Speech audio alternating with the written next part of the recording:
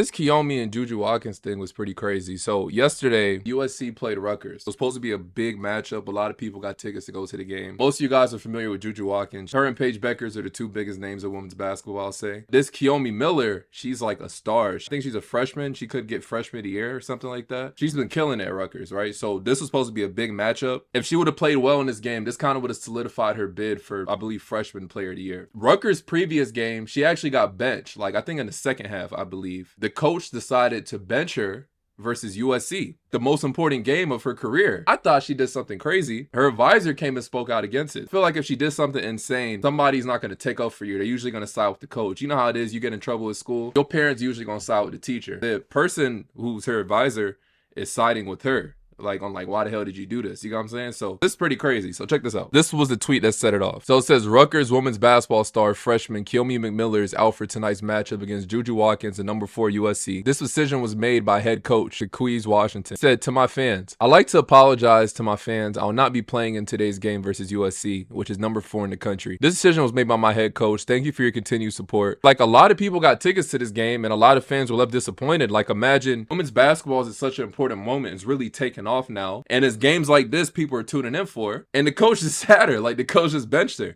And no one understands why. This is back to the teacher and parent thing. You don't treat people like this. Who knows what her future looks like right now? I saw somewhere that said there was an altercation between her and a teammate. I don't know if that holds weight because, you know, if you get in trouble, like I said, if usually your mom or your parents are going to side with your teacher, like, yo, your child has been bad, you know what I'm saying? Advisor came and spoke out. He said it was shocking. In my opinion, this should have been handled in an entirely different matter. And I think this is embarrassing to the entire program. Now, I really wanted to see that game. So it kind of got me mad. I'm like, yo, I actually want to see like how nice this girl is compared to Juju, because they've been lining them up, and this was supposed to be the game a lot of people are gonna watch. When something happens and a coach be like, oh, we're gonna keep it as an internal matter, whatever the case may be, when WNBA teams start asking about her, you're gonna end up saying what you could have just said in the interview, you know, because look at her response in this interview.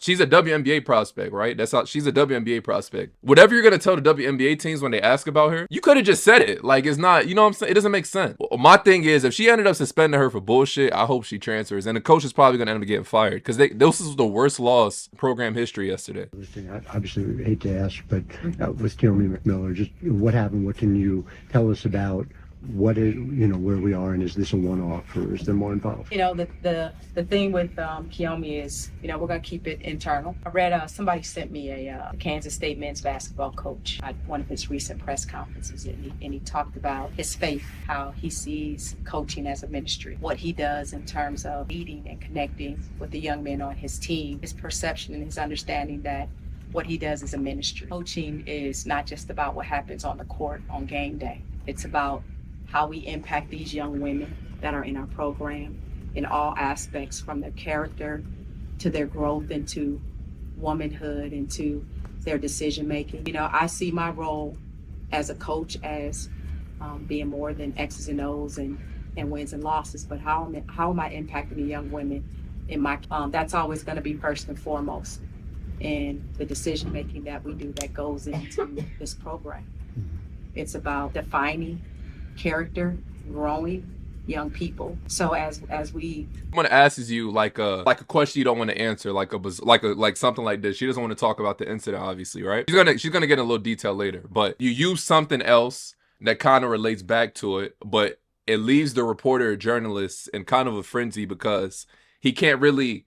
There's nothing you can write that gives a clear answer of what she's trying to say, if that makes sense. So if I ask you a question about something and then you start using something else as an example to lead back to the question I just asked you, it's a way to diffuse whatever you're about to say. So she's going to say all this shit to say a whole bunch of nonsense. Watch what she says. Deal with, you know, different circumstances and situations. For me, the first thing is, how are we impacting these young people? How am I using my position and my role as head coach to grow teenagers into young women? What we're doing here, we're going to keep the specifics and everything, internal, but turn down an opportunity and turn down this position, use this position to do anything other than have an impact on young women's lives. Now y'all see what I'm talking about now? Kiyomi McMiller has also reposted an Instagram story calling for her to enter the transfer portal. So someone said transfer portal immediately. The situation is kind of like, what could have been so bad that you benched her? Like, if it was an altercation, shouldn't both players be held responsible? Like, was it Isn't there other ways? Because I just don't. If it was an altercation, I understand. I don't know the depths of what the situation was. But if it ends up coming out and it's bullshit, because if it's bullshit, they're going to fire her. Like, there's no, she's done. Like, get rid of her. Because you just robbed people of a game. Everybody wanted to see this game. So you ruined this game for a lot of people. And women's basketball is just now trending up. Because this could have put her on a new stratosphere if she would have came out performed. Now, you just got your ass whooped. You had the worst loss in program history. Juju cooked y'all. Right? And then this girl's probably about to enter the transfer portal. That's your best player. Like, yo, look at this. She's averaging 25 and 3, a 43% shooting. A freshman, she's averaging 25 and 3 as a freshman. That's damn near right up there with Paige Beckers as a freshman year. She averaged 25 and 4 and 2 steals. Like, I don't know what's good with her. And then the wild part about this, she got to repost to more stuff. Juju Watkins scores 23 as USC hands Rutgers worst loss in school history. The way she reposting stuff, she not gonna play the rest of the season. I ain't gonna hold you. And then they show him more stats. Definitely not the same team without you. It was laughable. Kiyomi McMiller. How do you not play the best player in college basketball, hands down, set the GOAT and got cooked?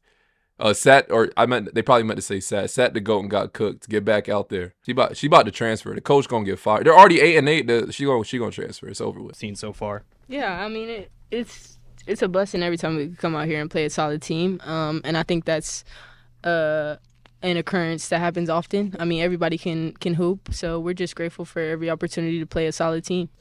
Using that to kind of build my offense as well is something that I, take pride in, and then as well as I think being that spark for the team on defense helps, the rest of the team get into that rhythm.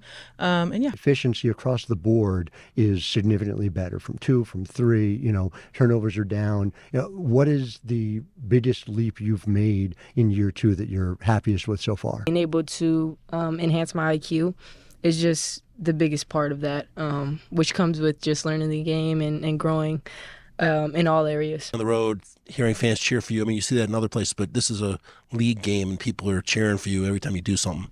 Yeah, I mean, it's really, really cool. I'm always grateful for supporters anywhere. I was actually surprised that, I had this many fans on the East Coast just because I'm from the West Coast and we don't really visit here often. So it's always just a blessing to see, and always grateful for the crowd. Kiyomi, were you disappointed that matchup didn't happen?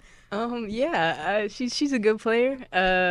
I'm always excited to play against good players. I guess I was a little disappointed that she wasn't on the floor, but I think the main goal is always to win with or without players. How you doing, Coach? Brittany Wallace with the 9450. It really was wild to me because I literally was at the barbershop yesterday. My barber was like, I can't wait to tune in to this Kiyomi and Juju game. Right, we were talking about that. He was like, "Nah, this freshman, she about to be the next big thing. She gonna be the next face of college of women's basketball. She killing at Rutgers. So she's like their best player as a freshman, pretty much." And I was like, "Damn, her versus Juju, like she does what she's supposed to do. This could really put her on the map." You go online and on Twitter, like, cause her name was trending, and I saw her Instagram story post said she wasn't playing. I was like, "What?"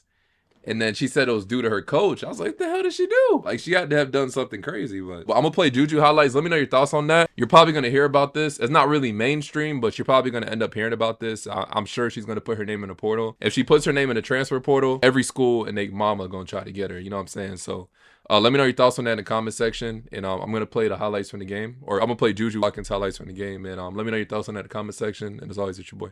USC retake the floor. You cannot move. Juju Watkins, step back for 3, nails it. Hurst for Lindsey Godley. Watkins draws 2 defenders with 8 to shoot. Catch and shoot 3, that's good. Chance for the Trojans. Juju to the rim, in traffic squares in the Pac-12, which was that good.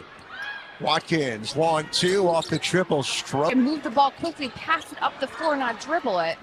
A 9-0 start to the third, and Watkins trying to extend it, does, and a foul.